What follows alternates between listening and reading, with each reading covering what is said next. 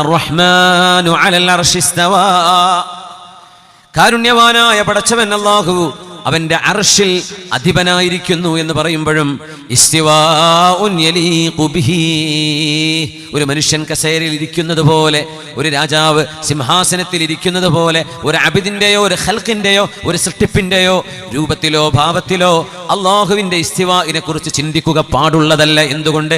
ലൈസ കമിസ്ലിഹി ഷൈഉൻ, അള്ളാഹുവിനെ പോലോത്തത് പടച്ചതമ്പുരാനോട് തുലനം ചെയ്യാൻ നിങ്ങൾക്ക് സാധിക്കുന്ന ഒന്നുമേ ഇല്ല എന്ന് അള്ളാഹു പറയുന്ന ആയത്ത് വെച്ച് വേണം ഈ ആയത്തുകളൊക്കെ വ്യാഖ്യാനിക്കാൻ. നിങ്ങൾ വിചാരിക്കുന്ന ഒന്നുപോലെയുമല്ല അള്ളാഹു.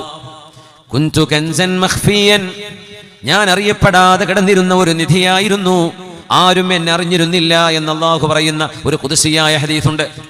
കുൻബിനോളം അല്ലാഹു നിങ്ങളുടെ കൂടെയുണ്ട്. നിങ്ങളുടെ നാവിലൂടെ, നിങ്ങളുടെ ചുണ്ടുകളിലൂടെ വരുന്ന തസ്ബീഹ് അറിയാൻ ഈ കോടിക്കണക്കിന് ദൂരം വരുന്ന പ്രപഞ്ചത്തിന്റെ ഡയാമീറ്ററുകൾ കടന്നു പോകേണ്ട കാര്യമില്ല.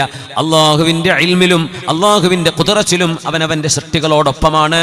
എന്നാൽ അള്ളാഹുവിന്റെ ദാത്ത് എന്ന് പറയുന്ന, പടച്ചതമ്പുരാൻ എന്ന് പറയുന്ന അള്ളാഹുവിന്റെ ദാത്ത് എന്ന് പറയുന്നത് ഒരു സ്ഥലത്തേക്കോ ഒരു കാലത്തേക്കോ ബന്ധിപ്പിക്കുക സാധ്യവുമല്ല. ആ ജല്ല ജലാലുവാണ് മഹാനായ അഷ്റഫുൽ ഖൽഖ് സല്ലല്ലാഹു അലൈഹി വസല്ലമ തങ്ങളെ അല്ലാഹു തെരഞ്ഞെടുത്ത ഒരു സ്ഥാനത്തേക്ക് റബ്ബ് തആല നബി തങ്ങളെ വിളിച്ചു വരുത്തിയതാണ് ഇസ്രാ മിഅ്റാജിന്റെ യാത്രയുടെ ഏറ്റവും അത്ഭുതം.